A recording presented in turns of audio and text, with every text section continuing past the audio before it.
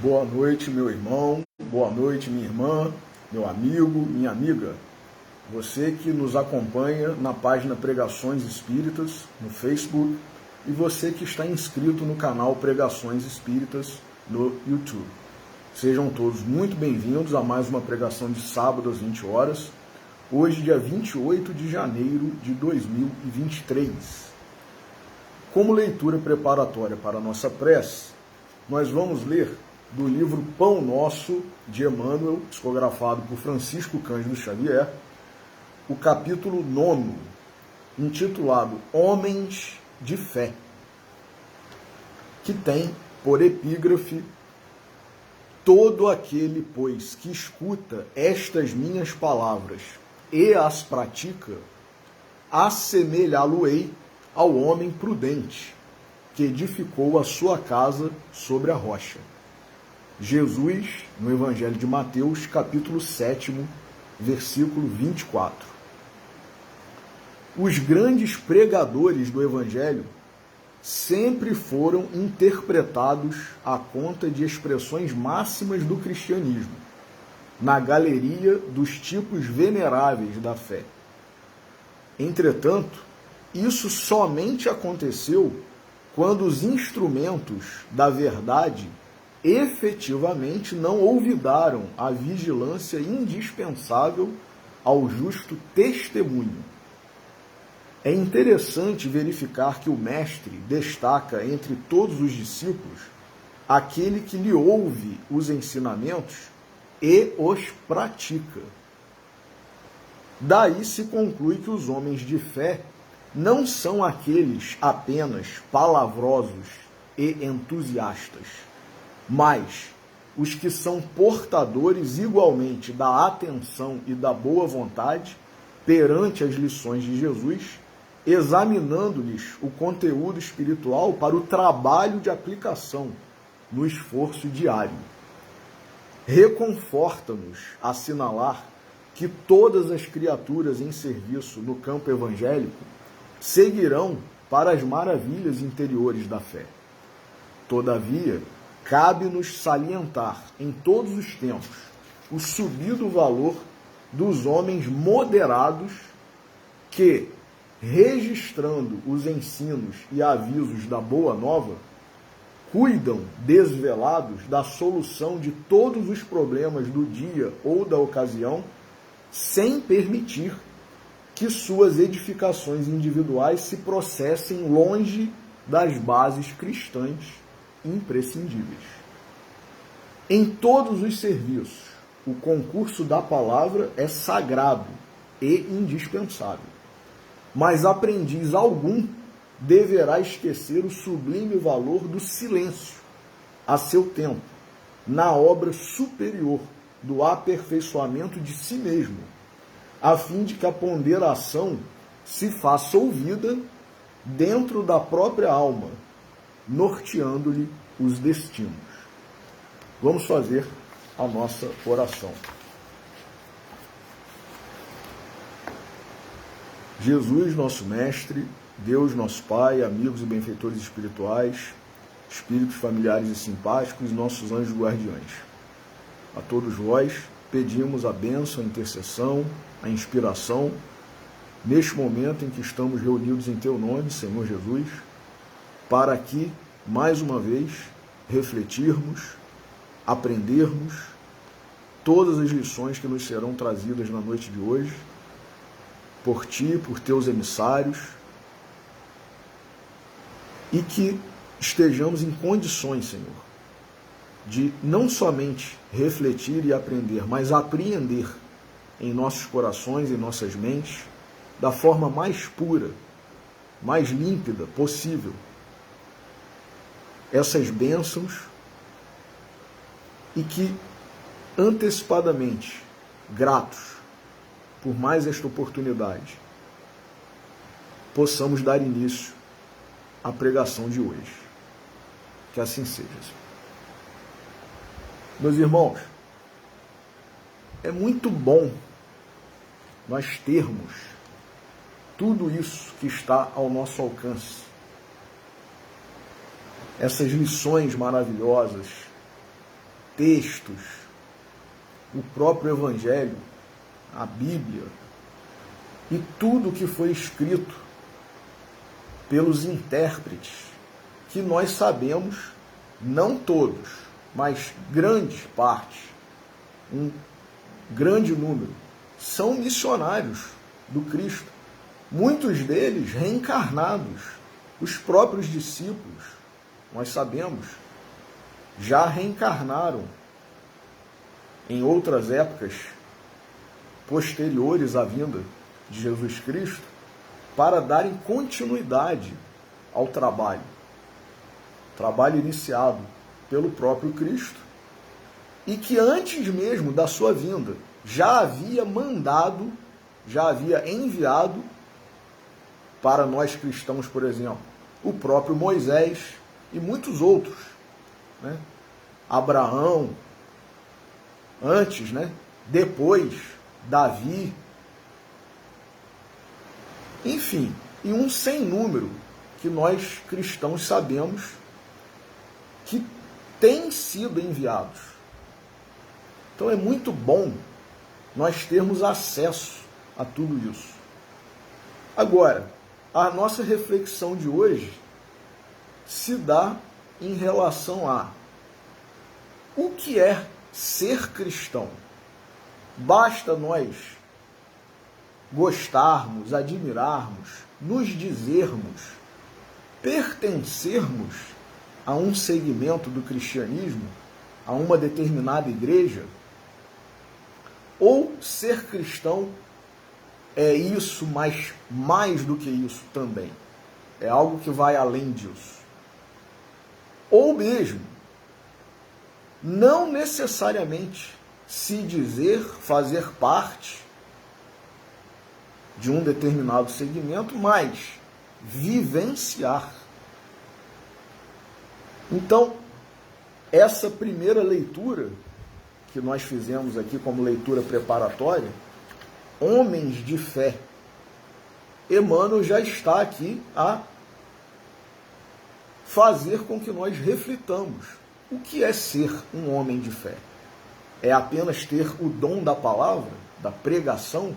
Como ele mesmo disse, muitos ao longo da história da humanidade foram considerados, né, como ele diz aqui, homens de fé, grandes pregadores, expressões máxima do cristianismo, só que Emmanuel, que nós sabemos que é um espírito que está numa condição muito mais adiantada, muito acima da nossa, ele tem autoridade, ele tem propriedade para afirmar isso. E ele diz aqui, nenhum desses que foram considerados grandes pregadores, expressões máximas do cristianismo, o foi, ou o foram, né? Porque simplesmente tinham o dom da palavra. Eles exemplificaram. Então ele diz aqui, isso somente aconteceu quando os instrumentos da verdade efetivamente não olvidaram a vigilância indispensável ao justo testemunho. Então não basta nós termos uma oratória muito boa, né, que contagia, sim, muitas vezes, né, que nos envolve. Nós temos que, além disso, exemplificar, testemunhar. Esses grandes, e hoje nós vamos falar de um grande, que foi denominado, né, classificado, recebeu o título de o príncipe dos pregadores, que foi Charles Spurgeon. Um gigante, sim, um dos maiores pregadores do Evangelho do nosso Senhor Jesus Cristo, mas que não apenas tinha o dom da oratória, não era apenas um grande pregador, ele exemplificou, testemunhou em todos os dias da sua vida o que era e o que é ser um cristão de verdade. Então, Emmanuel já está aqui a destacar, é o testemunho. É o testemunho. E Jesus já havia falado, né, como o próprio Emmanuel destacou aqui como epígrafe desse capítulo. No capítulo 7º, versículo 24 do Evangelho de Mateus. Todo aquele, pois, que escuta estas minhas palavras e as pratica.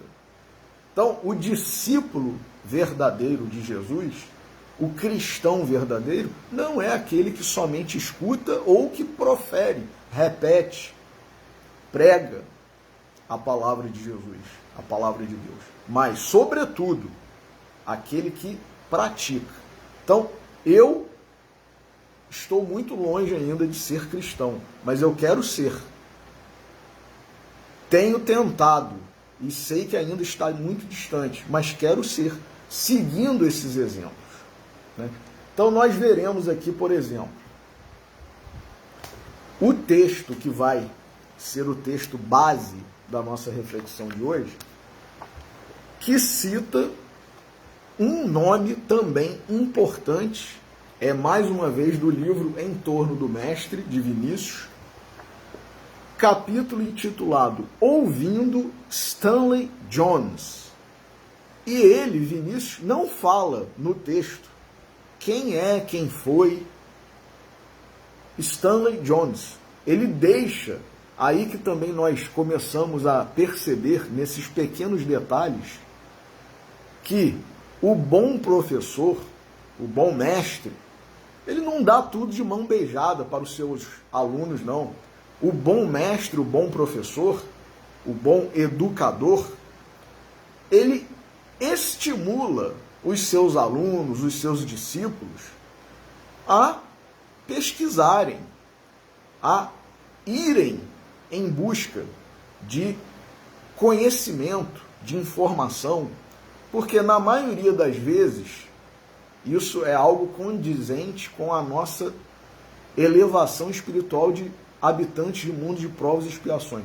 Esse nível ainda muito pequeno em que nós estamos, em termos espirituais, né? Na maioria das vezes, nós, espíritos habitantes de um mundo de provas e expiações, inferiores ainda, não valorizamos quando temos algo muito fácil. Temos tudo de forma muito fácil, sem nenhum esforço, sem nenhuma luta. Geralmente, nós não valorizamos. E é tanto verdade isso que criou-se até, né, um provérbio, um ditado popular, né, que geralmente a gente só dá valor depois que perde. Não é mesmo? Então, Vinícius, como um grande professor, um grande mestre, né, um líder também, com os seus escritos maravilhosos, ele não diz quem é Stanley Jones. Nós que busquemos, se quisermos saber. E eu quis saber quem era Stanley Jones. Um cristão metodista norte-americano que, com 23 anos de idade, foi para a Índia para evangelizar, para propagar, difundir o cristianismo, o evangelho do nosso Senhor Jesus Cristo. Meus irmãos, 23 anos de idade. Geralmente nós estamos preocupados nessa faixa etária com profissão, né, término de faculdade, ou montarmos, né, empreendermos o nosso negócio, a nossa empresa, casarmos, né, termos filhos, tudo menos o evangelho do nosso Senhor Jesus Cristo.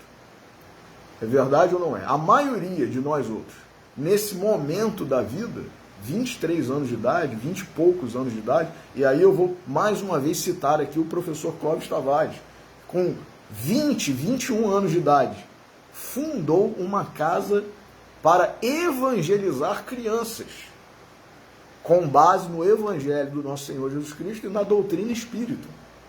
E ele, professor Clóvis, que era um grande pregador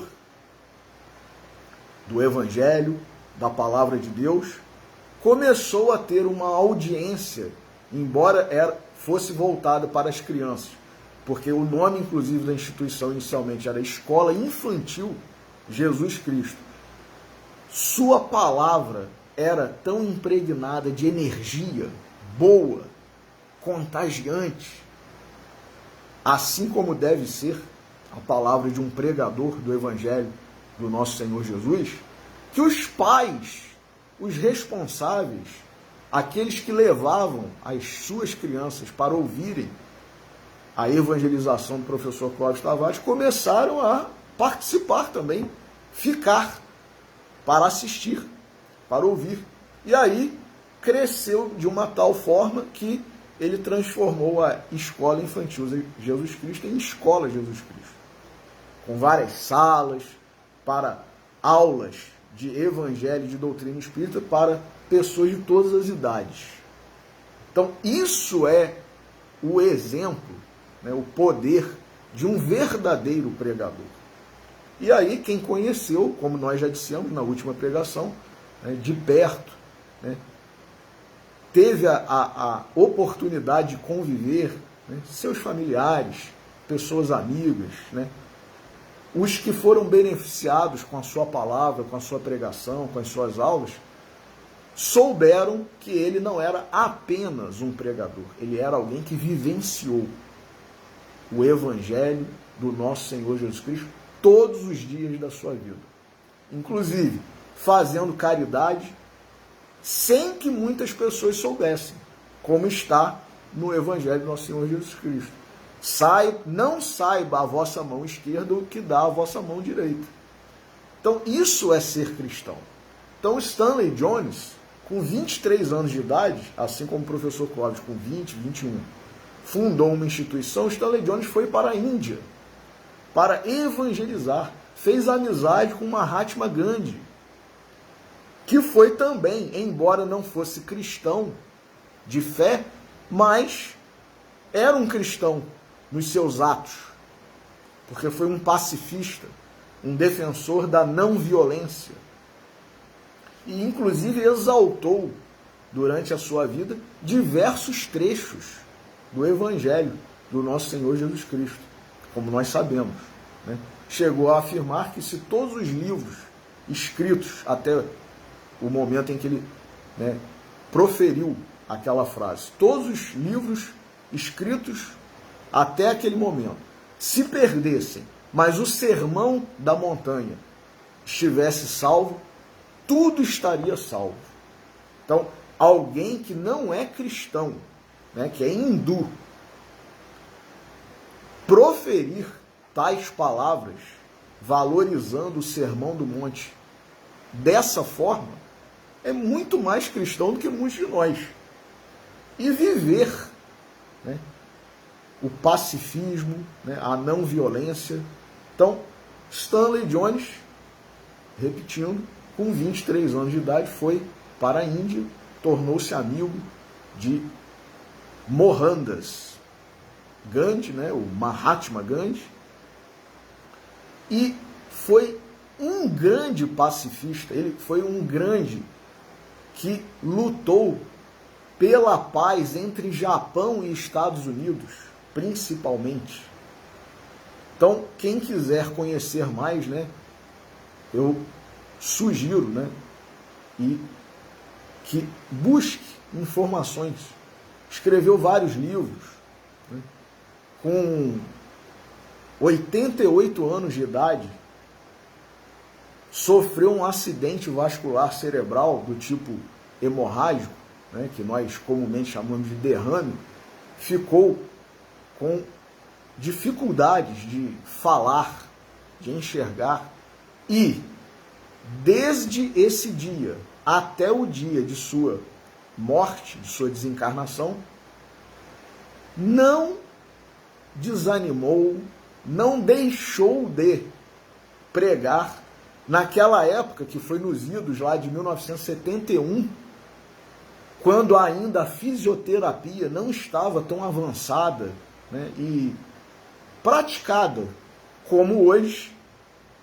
Ele não desistiu, meus irmãos, e fez, né, um testemunho de fé, praticando, fazendo exercício, se esforçando, e conseguiu voltar a andar e a falar. Meus irmãos, isso nos idos de 1970, 1971 mais especificamente. Durante 2 anos, né, aproximadamente, porque o acidente vascular cerebral foi em dezembro de 1971 e ele veio a falecer, né, desencarnar em janeiro de 1973. Mas conseguiu voltar a falar, a pregar.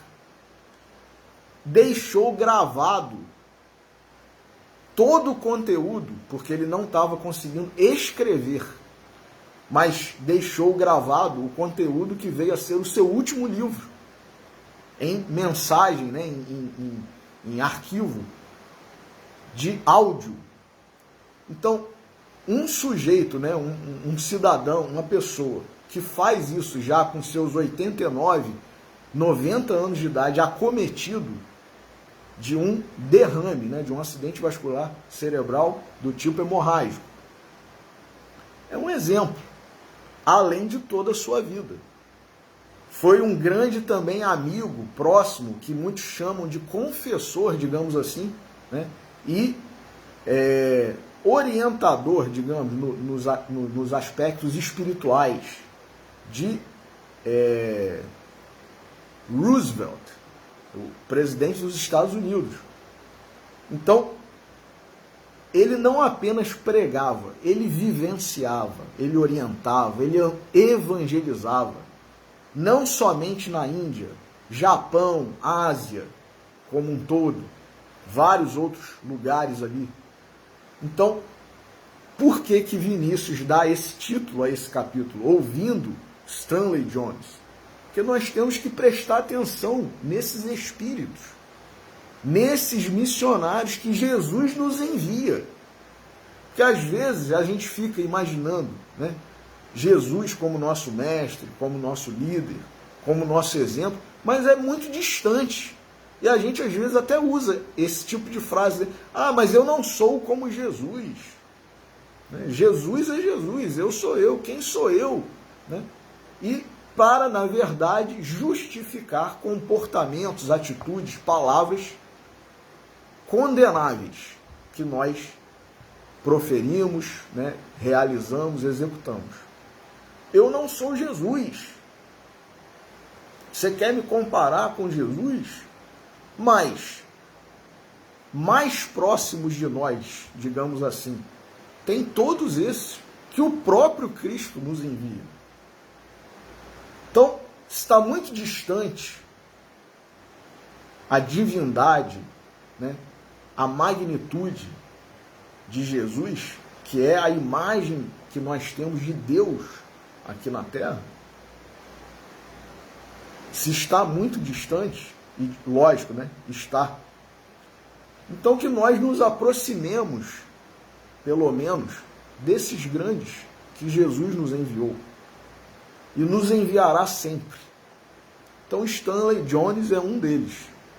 Assim como Charles Spurgeon, Clóvis Tavares e muitos outros, né, que nós não temos como enumerar aqui, porque senão seria uma pregação de mais de 24 horas. Não é mesmo? Então, ouvindo Stanley Jones, a diametral distinção entre imperialismo religioso e evangelização. Aquele imperialismo religioso pretende fazer prosélitos, pondo os interesses de um grupo como principal objetivo da propaganda. A evangelização partilha com outros um tesouro espiritual. Então já começa a diferença por aí. O proselitismo, né, o imperialismo religioso, quer impor que você, que eu, seja quem for, seja adepto do meu segmento religioso, né, passe a agir, a viver dessa ou daquela forma que eu, né, ou que a minha religião, ou que a minha doutrina entende como correto. E, na verdade, a evangelização, que foi o que Jesus Cristo fez, vivenciou e deixou como exemplo, compartilha, torna acessível um tesouro espiritual. Então aí eu me lembrei, quando eu li isso, que uma vez uma mulher foi a Chico Xavier, e ela era espírita e estava elogiando o seu marido, mas disse: Chico, eu quero dizer algo a você e quero saber a sua orientação. Meu marido é maravilhoso, é um homem bom, um homem honesto, um homem trabalhador, ótimo marido, ótimo pai, gentil, carinhoso, tudo de bom, mas ele não é espírita. E aí, Chico, minha filha, para que ele vai ser espírita? Se ele já é isso tudo. Vai melhorar o que ele ser espírita? Nada. Então deixa ele ser o que ele quiser. Católico, protestante, evangélico, hindu, muçulmano, não é mesmo? Judeu, não importa. Então Chico deu uma lição, né, na simplicidade dele. Não importa o título que nós ostentemos, nós temos que ser, no dia a dia, pessoas boas, honestas, cumpridoras dos seus deveres, das suas obrigações. Isso é que é difícil. Ser, né, se dizer de uma ou de determinada religião é muito fácil. Ah, eu sou espírita, eu sou católico, eu sou isso, eu sou aquilo. Agora, no dia a dia, aí é que começa a dificuldade, não é mesmo? Então, compartilhar um tesouro espiritual, mas para compartilhar um tesouro espiritual, nós temos que ter esse tesouro. Aí é que começa também, né, a complicar. Quem tem esse tesouro espiritual? E continua Vinícius: evangelizar é dar, é repartir com o próximo a alegria, a paz, a vida que encontramos no Cristo. E aí a gente começa a perceber que somente esses que nós citamos aqui, um Clóvis Tavares, um Charles Spurgeon, né, um Stanley Jones, um Mahatma Gandhi, um Chesterton e tantos outros, né, mas que ainda são minoria comparados à quantidade, né,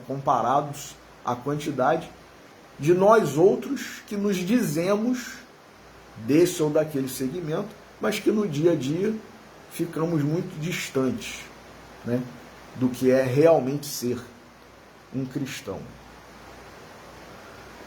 O objetivo da evangelização é produzir caracteres semelhantes ao do Cristo, que vivam e se desenvolvam num ambiente em que mutuamente compartilhem a vida espiritual. Se antepusermos as nossas organizações, a máquina eclesiástica ou social, ao Cristo, quer dizer, não é Jesus que é o centro, muitas vezes, da nossa vida, da nossa vivência ou da nossa pregação. Não é Jesus. É ou são as nossas organizações, a máquina eclesiástica, a máquina social, palavras de Vinícius, meus irmãos. Se antepusermos as nossas organizações, ou em outras palavras, né, os nossos interesses. Se antepusermos as nossas organizações, a máquina eclesiástica ou social, ao Cristo, faremos o mesmo que fez um chofer hindu. Havendo precipitado a máquina num despenhadeiro, quando acabou de consertá-la, pôs-se de joelhos e rezou ao motor, rogando-lhe que andasse bem o resto da viagem. As igrejas são um meio e não um fim. O fim é este: anunciar o Cristo aos homens. O Cristo, eis o cristianismo. O espírito cristão, não é o espírita, não. O espírito cristão é abnegado. Aquele que se nega a si mesmo é o que acha a vida. Assim, os ódios, os sentimentos de superioridade individual, social, racial, o egoísmo são a antítese do cristianismo. Um dos óbices à marcha do cristianismo está no espírito com que afirmamos: nós, nossa raça, nossa igreja, são melhores que as dos outros. O Cristo não admitiu a superioridade do templo de Jerusalém sobre o dos samaritanos, nem a da doutrina judaica sobre a da gente de Sicar, no diálogo com a samaritana. Olha que maravilha! Jesus sendo judeu, ele não diz que a doutrina, a religião, a fé, o templo, a sinagoga dos judeus era superior, ou que a dos samaritanos era inferior. Inclusive, ele foi questionado uma vez e respondeu, né? Senhor, como ou onde devemos adorar a Deus? No monte ou no templo, né? Na sinagoga? E ele respondeu: chegará um dia em que não adorareis nem no monte e nem no templo, mas em espírito e verdade. Olha que lição maravilhosa. Não importa se eu estou na casa, na igreja, no templo, no monte, dentro de casa, na rua. Importa é como eu estou adorando a Deus. Então, Jesus é Jesus, né, meus irmãos? O Cristo não admitiu a superioridade do templo de Jerusalém sobre o dos samaritanos, nem a da doutrina judaica sobre a da gente de Sicar, no diálogo com a samaritana. Que fazer para pôr as forças espirituais do Brasil em contato com a vida nacional? É preciso um novo Pentecoste, diz Vinícius, cujas condições são pureza de coração e coragem espiritual. É preciso sair dos templos para a vida. Não estamos na época das teorias, mas dos fatos. A religião não escapa à exigência da época. Jesus não nos veio livrar do inferno, veio tirar o inferno de dentro de nós. Tampouco veio buscar-nos para o céu, veio colocar o céu dentro de nós. É preciso libertar do imperialismo a religião, pois o tempo não comporta mais imperialismo em qualquer terreno. Só um parênteses. Nós temos que ter cuidado ao ler isso para não achar que Jesus e as suas palavras, bem como as verdades, a lei de Deus, devem se adaptar às modernidades. Não é isso que Vinícius está a dizer. Tenhamos cuidado. Não é para a religião, né, Jesus, a Bíblia e todas as verdades, as leis, os 10 mandamentos, se adaptarem às contingências da atualidade. Não é nada disso. Senão nós estaremos a adaptar sempre. E as leis de Deus, nós sabemos, as palavras de Jesus, como ele mesmo disse, passará o céu e a terra, e as minhas palavras não passarão. E nós espíritas sabemos, as leis de Deus são imutáveis e eternas. Então, não são as leis, as palavras, que têm que se adaptar. Nós é que temos que nos adaptar. Senão, nunca haverá uma referência.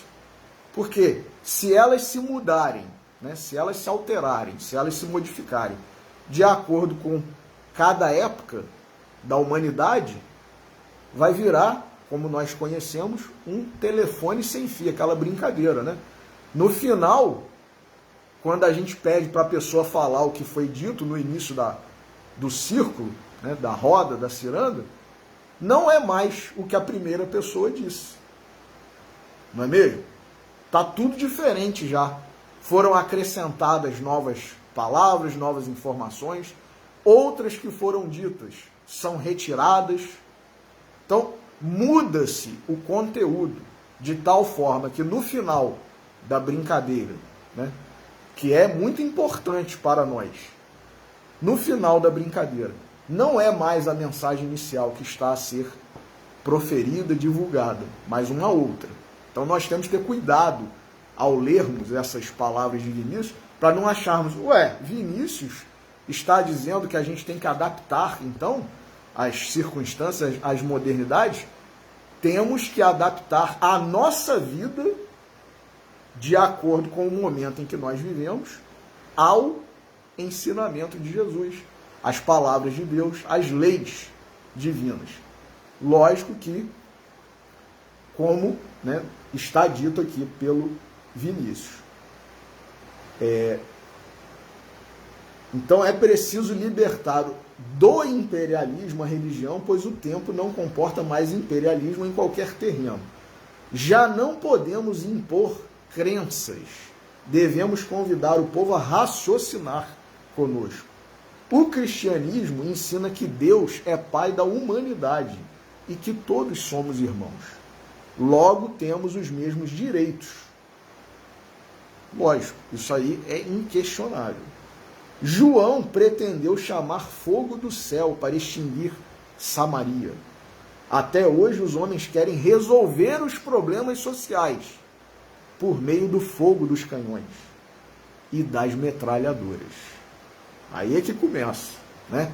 A gente quer adaptar a mensagem de Jesus aos nossos interesses, que foi o que nós já lemos aqui no início. A lição que Jesus deu a João não tem interessado aos homens, inclusive aqueles que são crentes. Jesus não impunha crenças, mesmo no que lhe respeitava mais de perto. É o que se deduz desta pergunta: quem dizem os homens que eu sou? E vós, quem dizeis que eu sou? Veio a revelação do céu, diz Vinícius, e diz: tu és o Cristo de Deus. Jesus não disse quem era. O céu é que nolo revelou. Todos querem alcançar o poder do Cristo, mas ninguém procura conquistar esse poder como ele conquistou. Isto é, pela cruz. Não há outro caminho para consegui-lo, só a cruz. As raças, os povos e os grupos de indivíduos estão sempre disputando primazia. Por quê? Pergunta Vinícius. Porque fogem da cruz, que só ela resolverá o problema humano, unindo e congraçando a todos. A cruz, diz Vinícius, é o símbolo da renúncia. Quem não se renuncia a si mesmo não pode ser cristão. Então, meus irmãos, nós estamos na contramão. Se nós queremos impor a nossa vontade, os nossos interesses, usando e adaptando as palavras de Jesus para o que nós queremos, nós estamos na contramão de o que é ser cristão. Está Vinícius aqui a dizer: quem não se renuncia a si mesmo não pode ser cristão. João não queria que certa pessoa expelisse demônios em nome de Jesus, porque essa pessoa não fazia parte do seu grupo. Então seria acaso preferível que as vítimas do demônio permanecessem flageladas? É esta a atitude dos grupos de crentes que vivem hostilizando-se reciprocamente. Então, quer dizer, se você não pensa como eu, você que vai queimar no fogo do inferno. Né? Então a gente tem visto hoje aí pessoas cristãs levantando, né, nas redes sociais hashtags que a gente lê, né, e aí eu vou repetir aqui as palavras de um amigo meu. É isso mesmo? A gente lê, é isso mesmo? Um cristão levantando hashtag nesse momento em que nós estamos no mundo, no nosso Brasil aqui, conturbado. E a gente vê hashtag pedindo, né, exortando coisas que a gente fala, ué, é um cristão que está fazendo isso?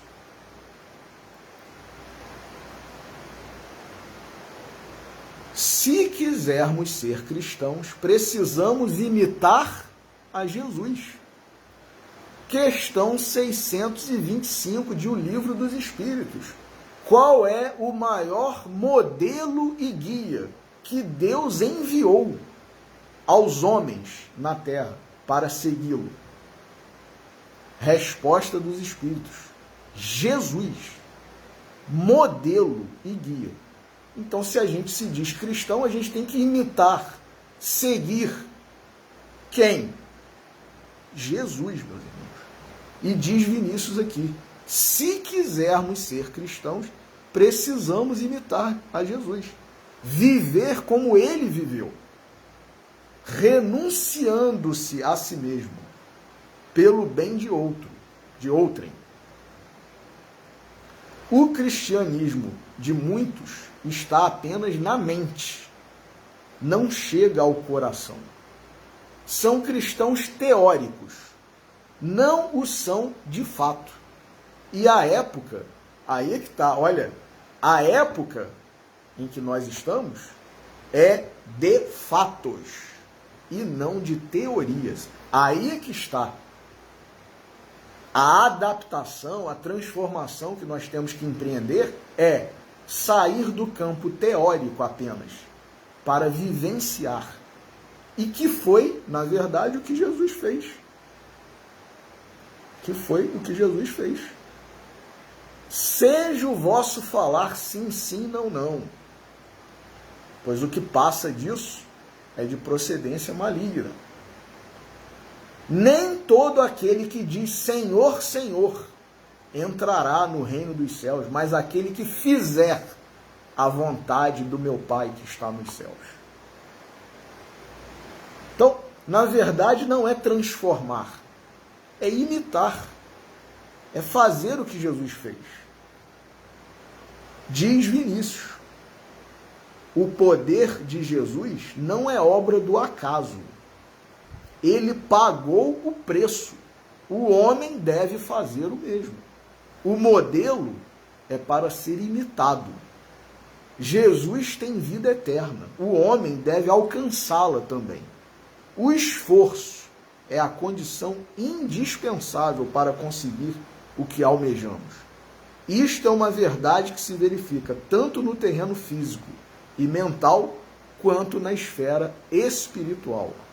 Sem passar pela porta estreita, ninguém alcançará a vida eterna.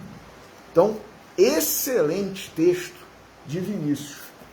E aí, vejamos como esses gigantes, esses cristãos verdadeiros, que testemunharam, que exemplificaram, além de verbalizarem, seja pela palavra falada ou pela palavra escrita.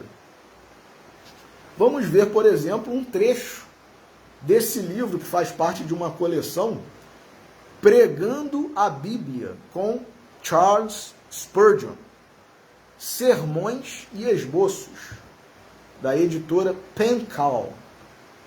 Por exemplo, ele tem aqui um capítulo, né? Soou a palavra do Senhor, em que ele diz que nós temos que ser, por exemplo, os cristãos devem receber a palavra de Deus com muita confiança e poder. Precisam sentir e entender o poder dessa mensagem que os transforma de dentro para fora. A igreja de Jesus precisa se manter leal à sua palavra, firme e confiante, mesmo em meio às tribulações. Os verdadeiros cristãos servem a Deus com total amor.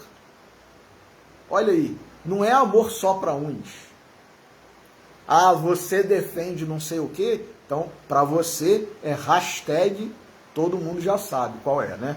A hashtag. Você é isso, você é aquilo? Então, para você é hashtag. Então, isso é ser cristão? Não. O amor, ele não é seletivo. O amor verdadeiro, o amor que Jesus veio nos ensinar, ele é incondicional, ele é universal. Ele não é apenas exercitado para fulano, beltrano e cicrano, porque eles pensam como eu, né? Eles são iguais a mim. E aí começa uma série de preconceitos, de sectarismos, que não tem nada a ver com ser cristão, meus irmãos. Palavras de Spurgeon. Os verdadeiros cristãos servem a Deus com total amor e devoção e esperam ansiosamente a sua vinda. E aí ele faz uma metáfora, Spurgeon, dizendo que os cristãos são trombetas. A igreja de Cristo, que a igreja de Cristo soe a trombeta da justiça e da denúncia contra o pecado, contra as impurezas e contra as falsas doutrinas. A igreja deve soar a trombeta que proclama o nome de Jesus e o seu senhorio. Os verdadeiros cristãos mantêm uma vida santa e um caráter incorruptível. Sua luz brilha diante dos homens, de modo que a sua vida é uma pregação completa do Evangelho. E Paulo já tinha falado sobre isso, né? Nós somos cartas vivas do Evangelho do nosso Senhor Jesus Cristo. Que cartas estamos escrevendo? Não é mesmo? Então é o que Spurgeon está a dizer aqui, né? E ele ainda diz, os cristãos da Tessalônica, os tessalonicenses, eram dedicados na proclamação da verdade do Evangelho de Cristo. Uma vida de coerência. Coerência. Essa palavra me marca muito. Coerência. A gente tem visto tanta incoerência, né, nas nossas vidas, no nosso dia a dia. Coerência. Uma vida de coerência e constância. Sopra o Evangelho de Cristo como se fosse uma trombeta. Mas, né, necessidade atual de difundir a palavra do Senhor. A igreja precisa proclamar que Cristo é o único remédio e a única esperança para este mundo. O professor Clóvis fez isso, meus irmãos. A sua palavra é vida, libertação e conforto. Olha aí, Vinícius, nós acabamos de ler, ele fala da paz que o cristão verdadeiro experimenta, né, vivencia.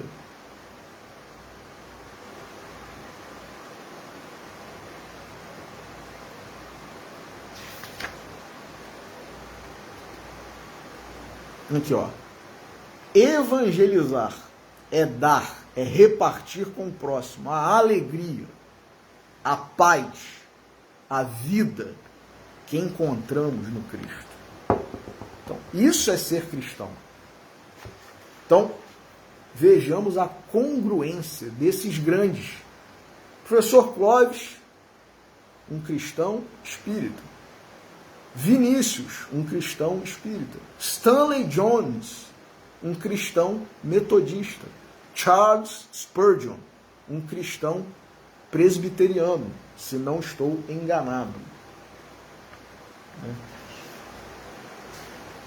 Não sei se é exatamente Spurgeon.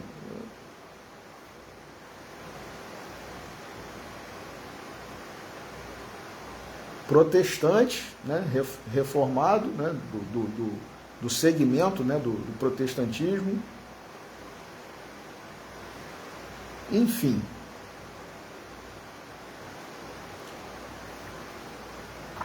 Mais um pouco ainda aqui de Spurgeon, né?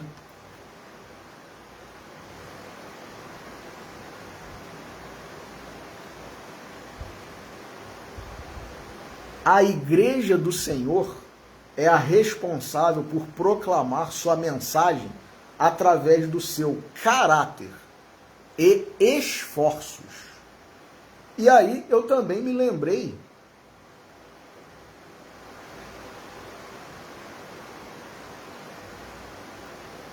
que na questão 909 de O Livro dos Espíritos, deixa eu só confirmar aqui para vocês.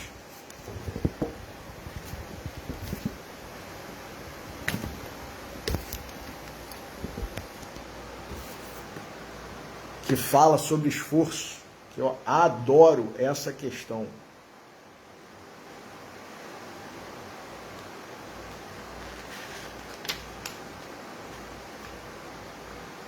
É essa mesmo, 909, de O Livro dos Espíritos. Kardec pergunta: o homem poderia vencer suas más tendências pelos seus esforços? A resposta dos espíritos superiores: sim. Quer dizer, pode vencer suas más tendências? Quer dizer, as coisas erradas que a gente faz, né? Nossos vícios, as nossas paixões, os nossos pecados, as nossas tendências ruins. Pode o homem vencer suas tendências ruins pelos esforços? Sim, e algumas vezes por fracos esforços. É a vontade que lhe falta. Então a gente não melhora porque a gente não quer. Resposta dos espíritos superiores: ah, mas eu quero. Será que eu quero mesmo? Será que eu estou me esforçando minimamente? Que aí é o que o professor Clóvis falava. São os nossos pecadinhos prediletos. É aquela vontade que a gente fala assim: ah, hoje não, amanhã, né? Semana que vem, segunda-feira. E vai passando o tempo, ano que vem, esse ano. Só que não acontece. Então os espíritos estão dizendo aqui: o homem pode vencer suas más tendências. E algumas vezes com esforços, né? Como em outras traduções do Livro dos Espíritos, né? Esforços quase insignificantes. É a vontade que lhe falta. Ah, quão poucos dentre vós fazem esforços. Então a maioria de nós não faz esforço nenhum. Não é mesmo? A gente faz algum esforço quando interessa. Né? Ganhar dinheiro, a gente levanta cedo, acorda cedo para ganhar dinheiro. Deixa de assumir determinados compromissos religiosos, muitas vezes. Não adere a uma determinada campanha, um determinado trabalho. Não porque esse dia, né, e essa hora eu vou estar envolvido com isso, com aquilo. Tudo pensando em, muitas vezes, ganhar dinheiro, ou em trazer algum benefício, né, que é tesouro na terra, mas não é tesouro no céu, como disse Jesus. Né? Então, além, né, de Spurgeon, de Vinícius, de Stanley Jones, de Chesterton, Podemos citar aqui, por exemplo, também, que nós lembramos, né, quando estávamos preparando a nossa pregação. Albert Schweitzer, um teólogo, filósofo alemão, né, embora ele se considerasse francês, porque ele nasceu na Alsácia, que na época pertencia à Alemanha, mas hoje faz parte da França. Enfim, cultíssimo, com uma condição financeira excelente, né?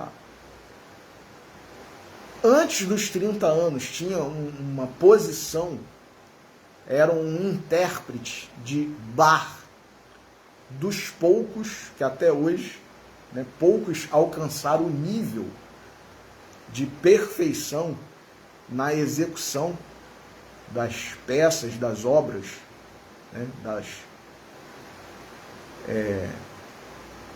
composições de Johann Sebastian Bach, como Albert Schweitzer, e que era professor de uma das universidades mais conceituadas da Europa, tinha uma condição de vida muito boa, família rica, né, descendente lá, né, de seus pais, seus avós, família de renome na região lá, né, da Alsácia, e de repente resolveu fazer medicina, isso ele já sendo formado em filosofia e em teologia, já sendo professor, já tendo família, resolveu fazer medicina, terminou o curso e foi para Lambaréné, na África, no Gabão, cuidar dos africanos. Virou prisioneiro no período da Primeira Guerra Mundial. Depois que conseguiu se libertar, voltou para lá, atendia inicialmente, meus irmãos, os seus pacientes num consultório improvisado que ele fez num galinheiro. Abandonou a sua vida confortável, né, rica, na Europa, na Alsácia, para ir para uma cidade, né, do Gabão, na África, no início do século XX. Imaginemos, se hoje a vida na África ainda é preocupante, né, triste, imaginemos nós o que não era a vida na África no início do século XX. E ele foi para lá para cuidar, para atender, para evangelizar. Ele era, né, construtor, além de ser um exímio pianista, ele era construtor de órgãos de igreja, né, aqueles órgãos. Poucas pessoas também têm a habilidade, né, de construir com perfeição esse instrumento musical. E ele foi para a África para cuidar, evangelizar e educar, ensinar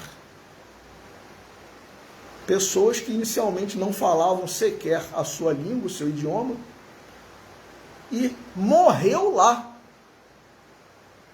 Então, isso é ser um cristão.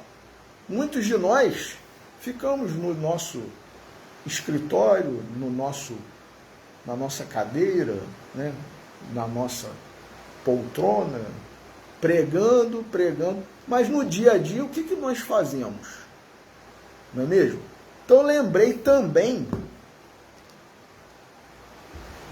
esse livro que muitos de nós não conhecemos, A Terceira Xícara de Chá, conta a história de um norte-americano que não era rico, não era famoso, não era influente.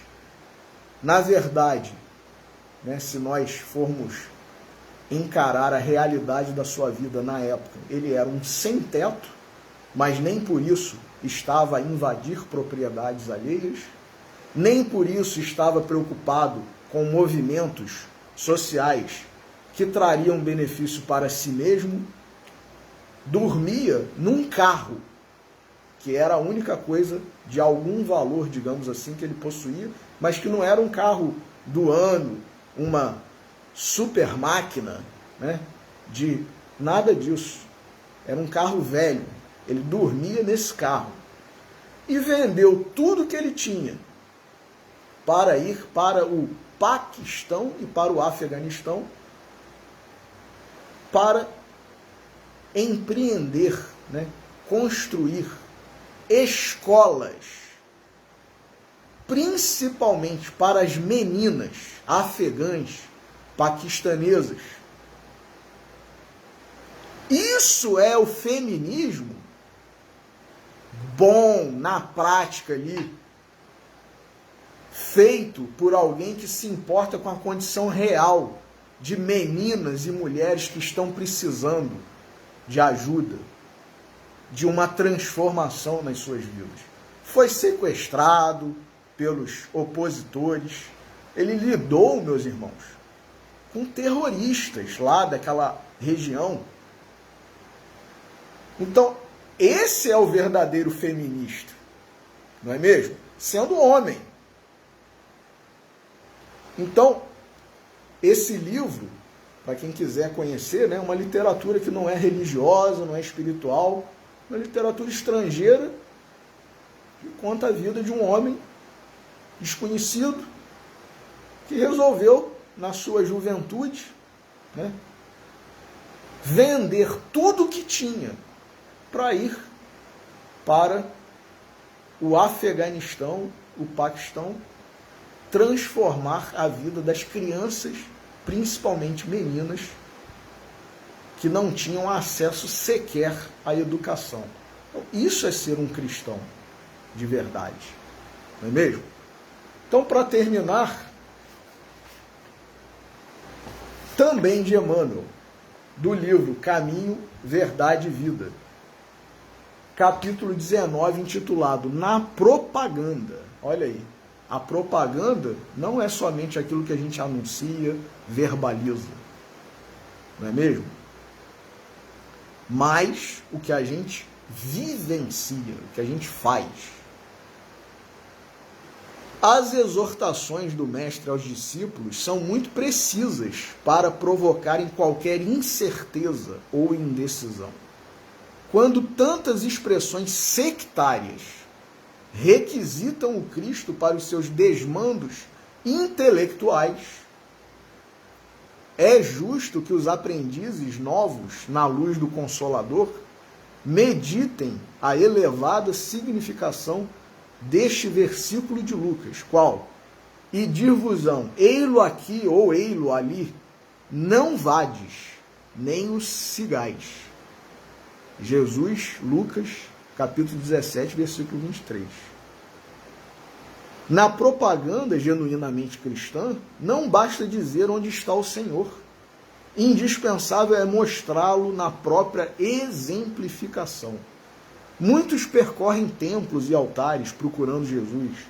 Mudar de crença religiosa pode ser modificação de caminho, mas pode ser também continuidade de perturbação.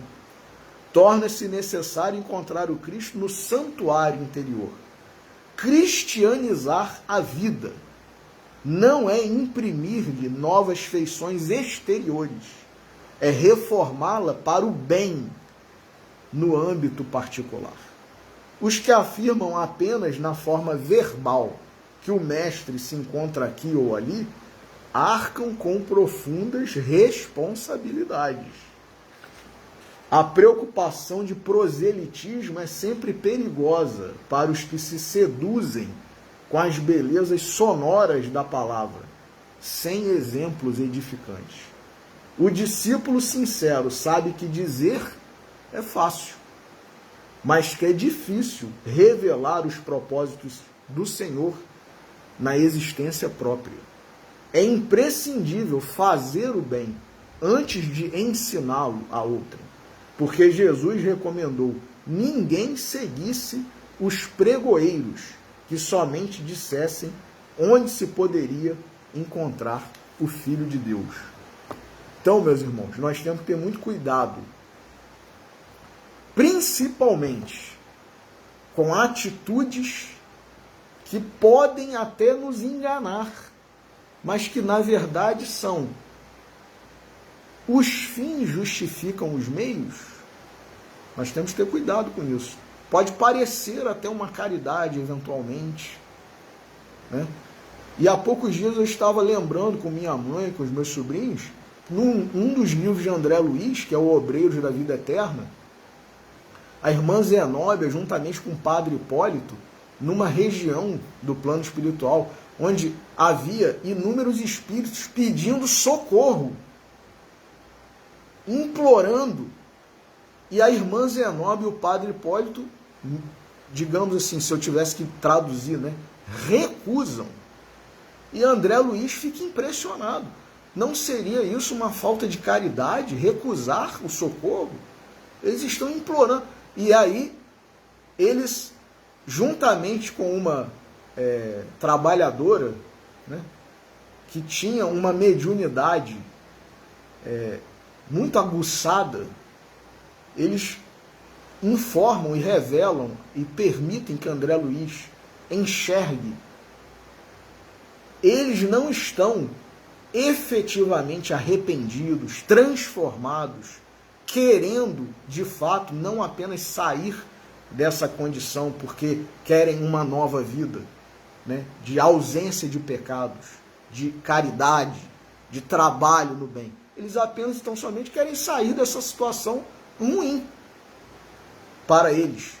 Então eles querem sair daquilo que está ruim, mas não querem empreender uma transformação moral. Então a gente tem que ter muito cuidado, né? Porque as palavras, como nós acabamos de ler aqui, muitas vezes nos contagiam, nos arrastam, né? Nos envolvem. Mas nós temos que ver o que essas palavras e aonde essas palavras estão nos conduzindo, né? Então, Jesus tem que ser a nossa meta, o nosso alvo, o nosso exemplo, o nosso modelo, o nosso guia. Então, que Ele nos abençoe, que nós sejamos cristãos, como está também numa mensagem, nas instruções dos Espíritos, num dos capítulos de O Evangelho segundo o Espiritismo. Eu não estou lembrando agora quem foi o Espírito que disse, né, na mensagem, mas ele diz assim: sois cristãos? Sois cristãos? Sede cristãos. Isso basta. Então, meus irmãos, que nós sejamos cristãos. Isso basta. Que Deus permita que nós encerremos a nossa reflexão de hoje, agradecendo a todos pela audiência, pela assistência, pelo apoio. Que nós tenhamos um sábado, um domingo, uma semana de paz e de sermos efetivamente cristãos. Muito obrigado, uma boa noite, que Deus nos abençoe.